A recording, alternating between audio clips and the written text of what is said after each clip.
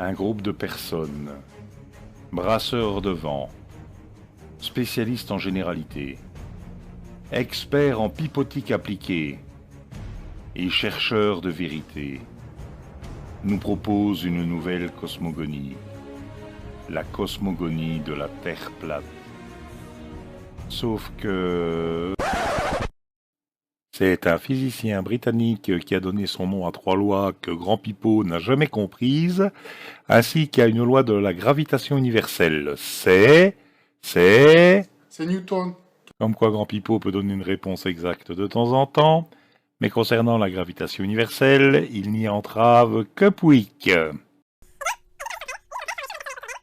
Ce que Grand Pipeau essaye de nous dire avec son blabla incessant, c'est que si la gravitation est universelle, elle doit s'appliquer entre la boîte à sucre qu'il tient dans une main et l'étui à lunettes qu'il tient dans l'autre main, ce qui est le cas.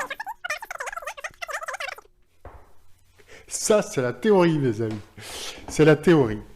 Et vous pouvez questionner n'importe quel physicien, il vous certifiera que cette force existe. Non seulement un physicien vous le certifiera, mais en plus il vous le démontrera, preuve à l'appui.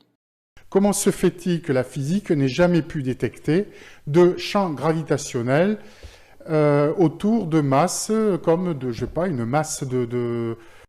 Soit Grand Pipeau est le seul professeur qui a donné cours pendant 25 ans à des classes de Terminal S sans jamais avoir entendu parler de Henry Cavendish, ou plus probablement, le professeur Grandjean n'a aucun diplôme de physique et raconte un gros mytho sur ses 25 ans d'enseignement. Parce que là, faut le faire. Cette expérience a été menée par Henry Cavendish en 1794. Ça date, c'est dans tous les livres d'histoire et c'est accessible à n'importe quel étudiant. Vous voyez que ce sont des champs gravitationnels qui devraient être détectables.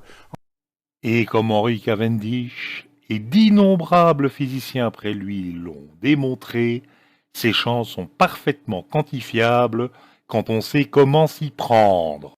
Pourquoi n'arriverait-elle pas à détecter un champ gravitationnel autour de même une boîte à sucre comme celle-ci? On y parvenait très bien du temps de Cavendish et je ne vois pas pourquoi on n'y parviendrait plus aujourd'hui, franchement. Les expériences qui permettraient de détecter ces champs gravitationnels sur de plus petites masses que les planètes, eh bien sachez que ça n'est pas fait. Ça ne sert à rien de mentir, Grand Pipeau.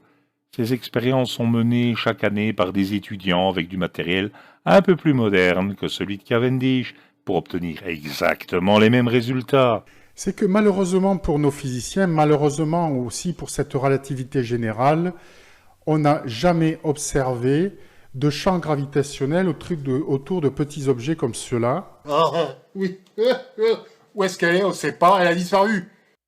Pour que le professeur Grand Pipeau ne meure pas complètement idiot, aidons-le à visualiser la gravitation.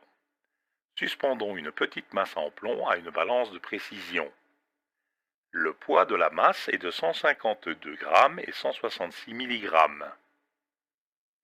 Si maintenant nous approchons une grosse masse en dessous de la petite masse en plomb, cette masse devrait s'ajouter à la masse de la Terre et augmenter la gravitation. C'est bien le cas. Nous avons maintenant une lecture de 152 grammes et 167 milligrammes, prouvant bien que la masse de plomb a ajouté sa masse à celle de la Terre pour augmenter l'attraction localement. Et si ça a été fait, ça a été fait dans le plus grand silence, dans le plus grand secret.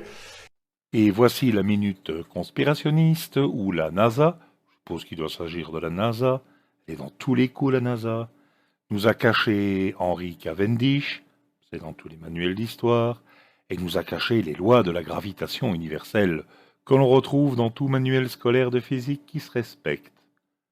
Franchement, c'est de la conspiration de très très haut vol. Et malgré tout, avec avec votre argent.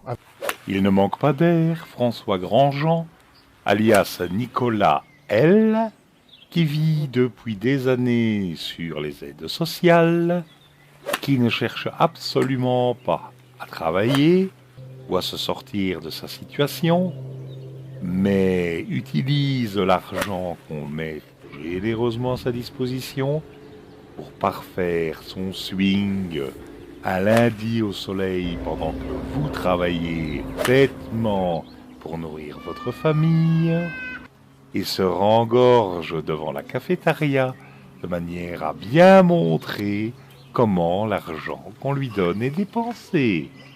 Y a pas de raison, franchement. Nicolas? Rigole pas. Ils ont été très méchants, hein.